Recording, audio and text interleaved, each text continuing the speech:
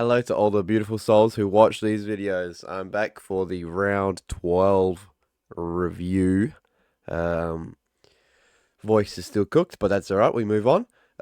So this round, not particularly horrible, better than the past couple weeks, and it is an abysmal score as well. It's awful score, which ended up being the top 16 because for some reason there was just no super big scores from your higher owned players. There's a lot of just mid stuff like Chad Warner scoring 58 and that sort of thing. So even your big hitters like Gorn are getting 110s, and it's just left the door open for a lot of people to jump up some ranks. So we did go up in rank. It really surprised me after I popped in this score. I thought this was going to be like right in the middle pack sort of thing, but it turned out to be one of the highest scores out of a lot of people. I won all my head to heads. Only they were close, but I did win them all. So we go up.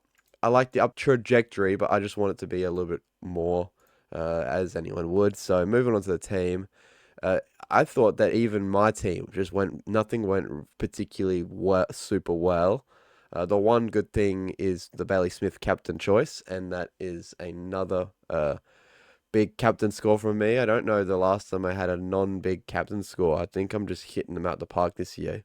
Past years I've had some scores where I've just had to deal with 100, and that's that for the week, and I lose because of that. But I think every single one I've made the right call, which I'm proud of. That's something I've learned over the course of doing Supercoach. But the rest of the Supercoach is still a lot to get your head around. So going through, we do have the two buys for St Kilda and Freo coming up this week. So I have, including Simpson, who is not playing for the whole rest of the year, and Boyd, who's not played like since the first round. We have five. So three actual playing: Sinclair, Wangani Malira, and Sarong. Wangani Malira, at one point, I thought that he was going to go off for HAA and have the whole game cooked, which would have been okay since they have the break this week as well, and he would be able to come back the week after. So it didn't happen though, so it doesn't matter. So Sinclair 113, all reliable. He's becoming that the guy you need to have in the defense. Rosie didn't play at the bye, same as Sheasel. Both had to manage. I had to manage both of them in the back line because I didn't have anyone to fill them in. Wangan Malira had that head knock, came back on, passed the test, so came out and yeah, that means he had like 15 minutes on the bench and then he came back and got 100. I think that's a pretty decent effort.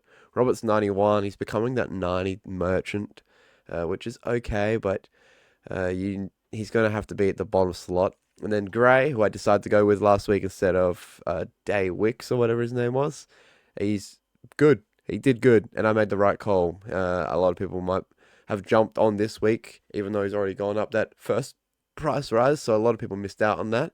Um, and we got Tom Green, 115.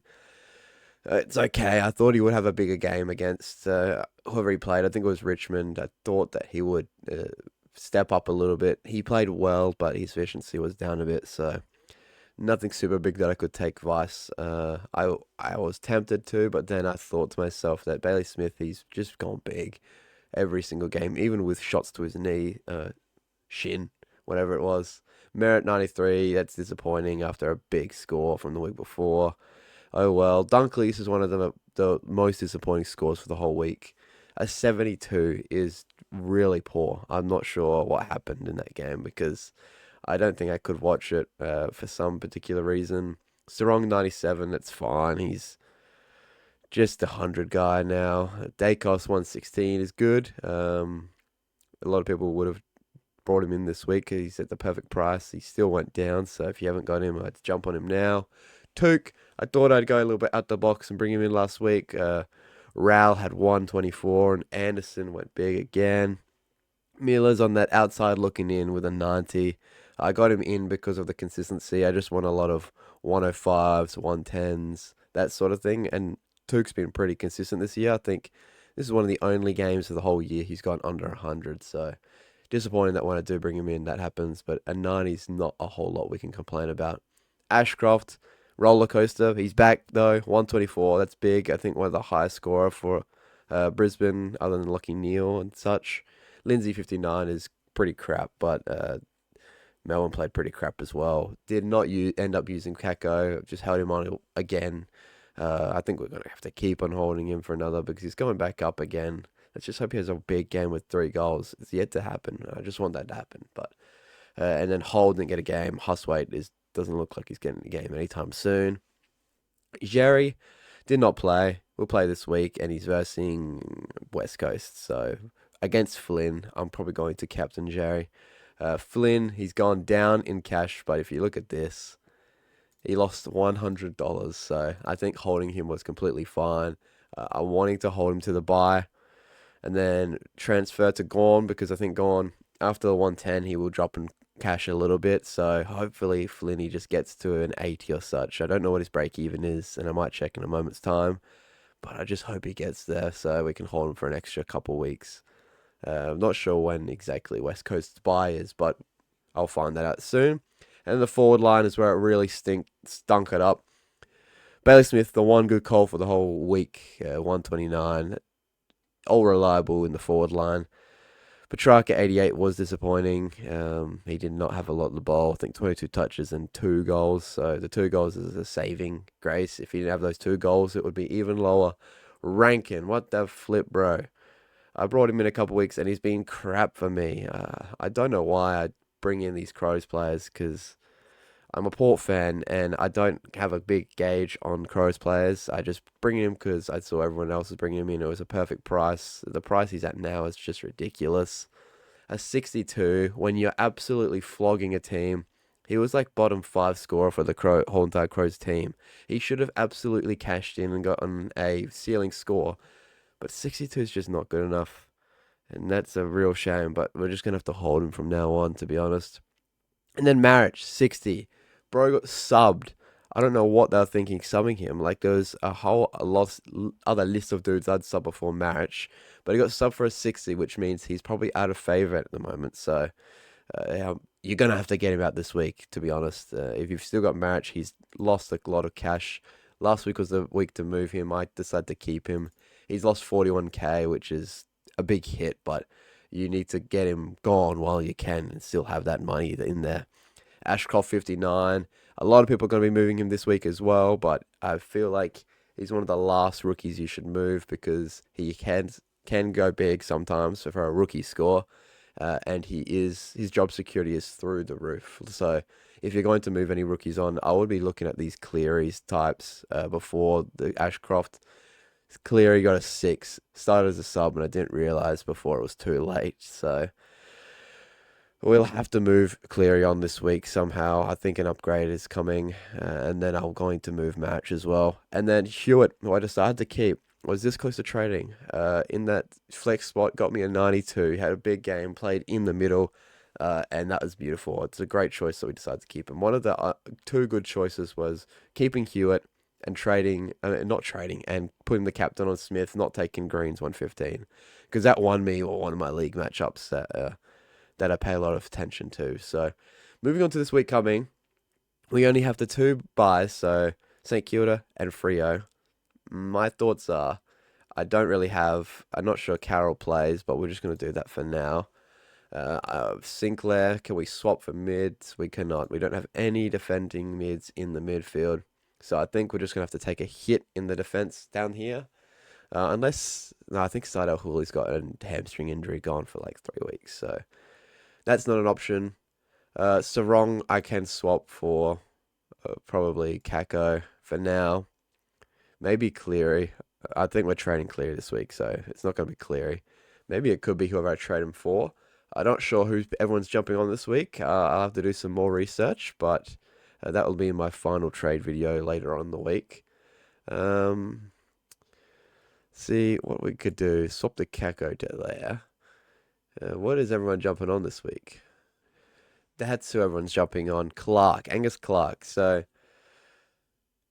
I'm not so sure about the Angus Clark play, to be honest with you, because he is a low price, so he's going to make some money, but he is just defense. He doesn't have any status to go in the middle and forward, even though he eventually will get a forward status because he's been playing forward.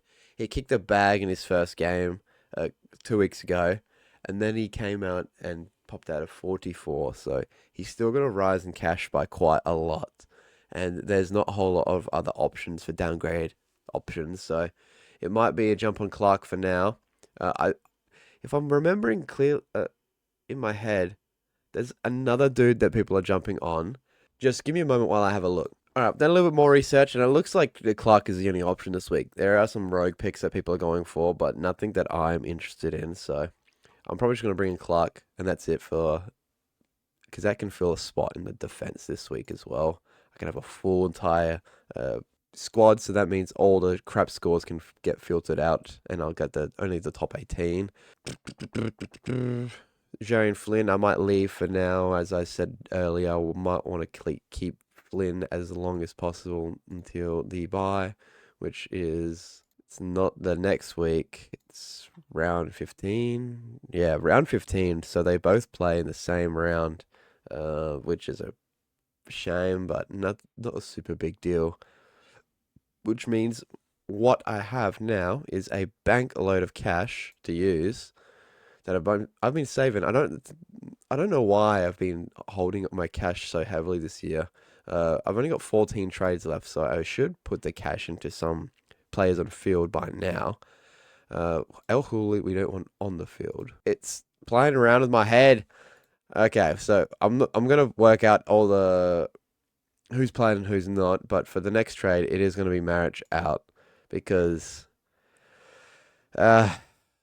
you just got to get the cash while you can. He's obviously not a keeper, and he's not the favorite at the moment in the Eagles' backline. I did see they drafted a halfback in the mid-season draft, so that could put pressure on Marich, especially. And there's not a whole lot here that I'm interested in. Nick Martin, you should have gotten a couple weeks earlier if you were going to. Liam Baker's not an option. Pickett can pop out those 66s. I know a lot of people jumped on after he had that great couple of weeks in the midfield. It's just nothing. Like, I'm more inclined to swap Hewitt into their forward line for now, while there is nothing that I like. And I want to bring in Bontempelli. That's it. The big Bont. I want to bring him in. It's either Bont or Zachy Butters. I think Zach Butters could be a big play as well. Like, what if I just did a massive power play and I brought both Zach Butters and Bont in this week? That would make it hard for me to get to filling my defenders at the moment because there'll be one spot to fill in defense. And then Butters, if I do this, change start El Huli there. There'll be a couple of spots to fill still, but I think having those big hitters like Zach Butters and Bont, who has both had their buys, will prime me for the coming weeks. I just need to leave myself with enough cash to upgrade soon the coming weeks. I think I will have enough cash when I trade down Lindsay to whoever comes in the midfield. So I think it should be Lindsay this week because we have... So this right now, that is our midfield done and dusted. Like, we've got a midfielder in here, each of these slots. Ashcroft, I'm still iffy about, but the ultimate power play could be Bontempelli in the flex position and then you've got 9 midfielders, big midfielders, and then do I leave myself enough cash to move on to Gorn for the following weeks? And that leaves... Let's have a look at what our team will look like. Let's not do anything too brash here. So we've got Carroll playing. That's not great. It's when we get out of the buys, and El Hawley is not going to be playing there. So let's just say, for now, this is our team right now with 500 cash. If we move on one of these rookies to Bontempelli, that means we'll have 1 spot to fill for Hewitt. Flynn, that's 2. Carroll, that's 3 spots. So I'll need to make up cash with the amount of trades I've got left. 13. I think I could do it. I think I could pull it off, and I need to climb in the ranks. I can always settle for a Marshall or Nankervis or something in the ruck if I don't have enough, but we can just hope and pray that Gorn has another stinker coming into the buy and then drops in price enough for me to snatch him up. So I really want the Bont. I'm not sure his break even is. Let's have a look quickly, because if it is high, maybe we can wait a week before and be very money smart. 137. That's doable by his standards. While Butters is 197. So maybe we just get the big Bontempelli in this week, and then the following week we'll bring in Butters. I think that could be a play. Bontempelli, because Bontempelli's not egregious with the money that I have. I can still get him, and then Butters in the following week will be even cheaper because he's not getting 197. That's for sure. We're playing GWS at Manuka. That's not happening. He's probably getting 110, maybe scrape by at 100. So that's what we'll do this week. That's 2 trades. Leave another one again. Save a trade. And that means we have Carroll to one of spots here. Hopefully that Gray keeps hitting out some 70s so we can upgrade Gray. And then that's when you can start thinking about putting some mid-range dudes on the bench for backup when it comes to the later end of the season and you don't want to trade. So I reckon that's what we'll roll with this week. Let's configure the teams. So Sarong won't be playing. We'll swap Lindsay to there. And then we'll swap Sard for there. And then I can't. He's a defender mid. Okay. That one there. Clark will come on for Wangani Malira. And then Kako, can we get him on for anyone playing? Let's just say we'll swap Sinclair down there for now. And then Kako. And that Sinclair can't go on the forward line. So we're going to have one that's not playing this week. And that will be the flex position, Sinclair, looks like. Kako gets to sit out for a second week running. There's no one playing really early that I can loop. It's not worth it. So we'll leave the team like this for the week. I might delve a little bit deeper during the week and do some more research and then do my update and my final trades. But for now, that's the review. I'm not going to delve into captain options yet. I'll do that in my final trade video later in the week. So thank you for watching if you did, and leave the feedback of how you think my season's going so far. If I should be making some bigger moves and not saving as much cash as I am. I feel like I'm being a little bit careful at the moment, trying to get the ultimate bargaining prices, but because of that, I'm losing out during the actual year. My total score is going to suffer compared to my final team score. So it's a weighing up sort of thing, but that's what we roll for now. Thank you for watching, and as always, go the power.